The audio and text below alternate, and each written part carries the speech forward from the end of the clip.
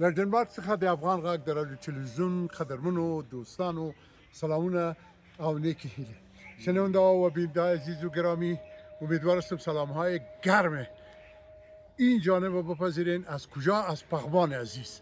در پغمان هستم و در یک باغ بسیار واقعا غنی از لحاظ میوه‌جات و همچنان سبزیجات و سایر گپ‌های دیگه که باز در صحبت با یکی از بزرگا انشالله که توضیحات بیشتر خواهد دادم.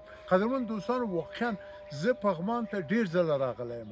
د جنګونو په شرایطو کې هم راغلی یم، له هغې مخکې د داود خان په وخت کې او بیا وروسته په د نورو کلونو کې. خو دا ځل مې چې پغمان ولید ډیر مې ښېرازه سمسوره او ښکلی ولید. تاسو به هم لږ وړاندې راشئ چې زه د دې سیمې له یو مشر سره خبرې لرم. صاحب سلامونه، ستړي مه شئ، جوړ په خیر، څه حال ده؟ صحت په ښه ده؟ لږ وړاندې راشئ، څه حال ده؟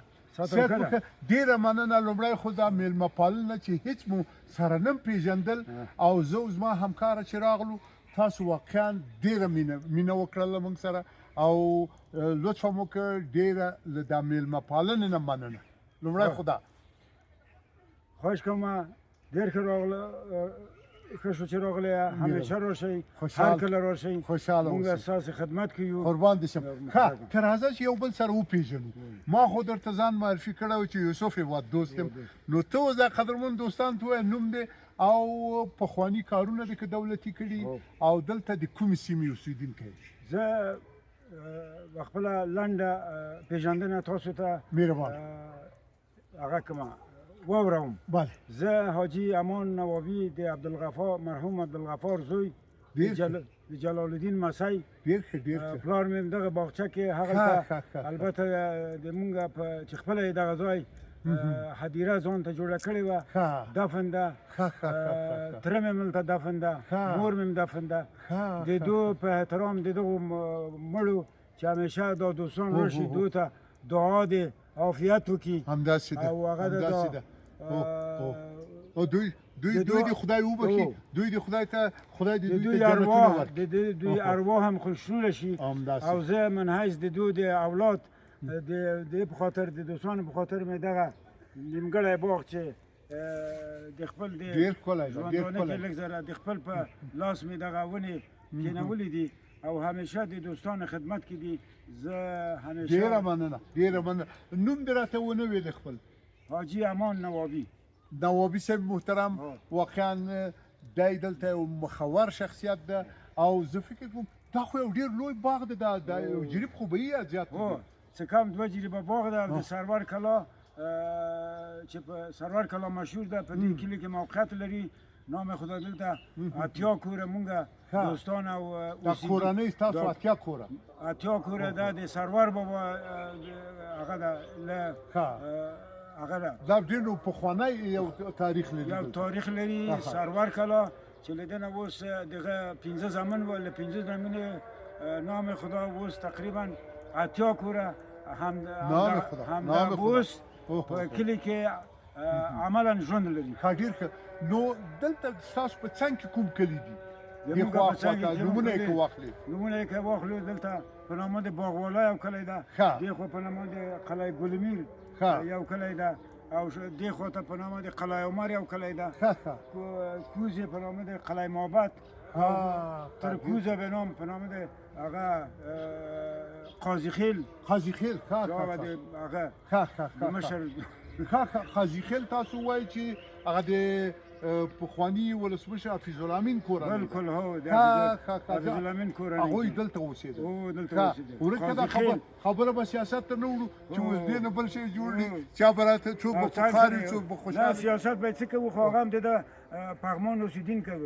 مونږ یې اوس د یو اوسېدونکو په نوم پېژنو. آفرین. او څنګ سره یې په نامه د خالداري، قلعه سنو او قلعه تاتی نور کلي دي چې مونږ سره د مړي او ژوندي اړیکې لرو. دا قصر د پغمان چیرې ده؟ دا قصر د پغمان د مونږ د تاسو ته نږدې ده که لرې ده؟ د مونږ د کلي شمال ته د قیر سړک نه تقریبا دې خواته شمال سیمې ته د مونږ د کلي په د پغمان په تپه کې جوړ شوی ده.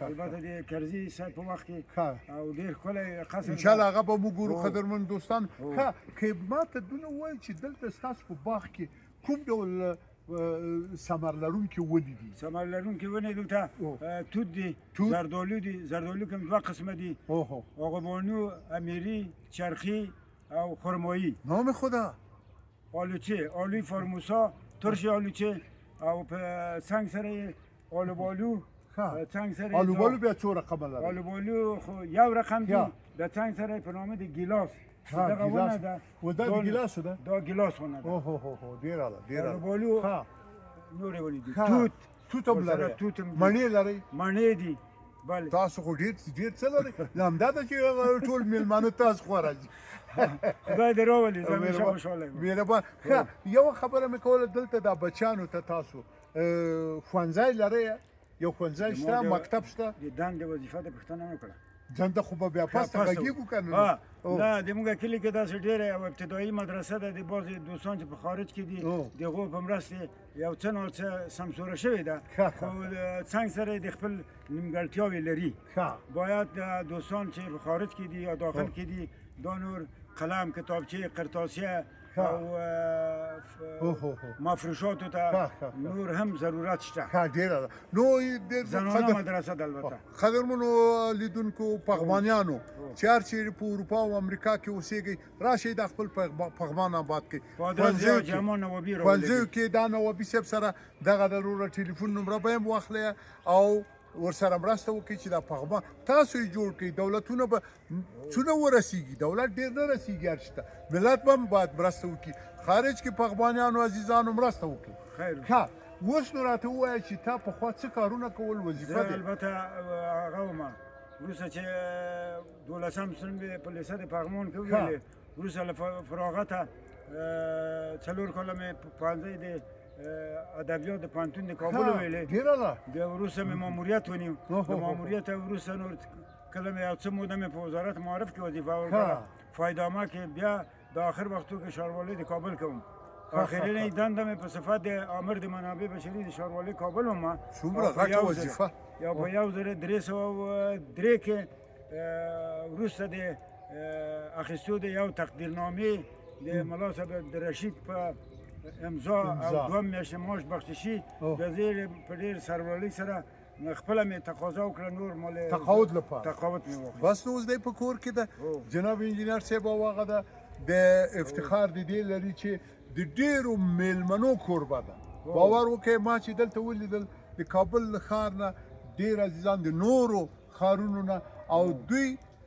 داسې یو سخي طبیعته شخصیت لري چې بس ټولو عزیزان ته وایي دا باغ هم په مخ کې راشي په خدای یعنی باور داسې یوه ښوروای راکړې ده داسې یو شوروای راکړې چې هېڅکله به هم زما له یاده ونه وځي کور مو ودان ژوندي اوسئ نیکمرغه اوسئ نو خو کله کله دی چې وخت پیدا کړه که نه یو شین چای ته راځه په ډنمارک ته خو بیا به بیرته راشي ولې نه خو یو دعوتنامه راولېږه دعوتنامه به ته رالیږو که نه نو انجینر صاحب ډېره زیاته مننه او په زمون کې یو بل مشکل ده چې دغه پغمان خو نور سمسور ده د اوبه د مونږ ځکه چې چکډام نه لرو بند نه لرو د مونږ اوبه په حمال ثور جوزا یا په پښتو وایم په دې میاشتو کې کوزې روانې دي بې ځایه ځي او په دغه د میاشتې د سرطان اساس عملي کې مونږ اوبو په کمښت مخامخ یو نور زه یو پلان لرم چې دا دوستان همیشه شنې ساحې کې وګرځي ما سره او شنې ونو لاندې کینی او شین چای وشکي او غواړم چې یوه 40 متره یا 45 متره څو ووهمه چې همیشه دلته اوبه او نور بیا ډېره نو قدرمن دوستان حکومت ما سره وکړي دا خبرې چې دی مرستې ته اړتیا لري او موږ له ټولو پغمانیانو نه ګرانو پغماني هیوادوالو نه هیله لرو چې خارج کې دي له هیواد نه بهر دي او یا دلته په افغانستان کې دننه دوی شتمن دي فضل د خدای هغوی د انجینر صاحب سره مرسته څو ورته ووهو او دا دوستان خارج او داخل کې چې دي راشي او د مونږ د شین چای قبول کړي حتما قدرمن دوستانو خپل وطن به خپله جوړو ډېره زیاته مننه کور مو ودان ژوندي اوسئ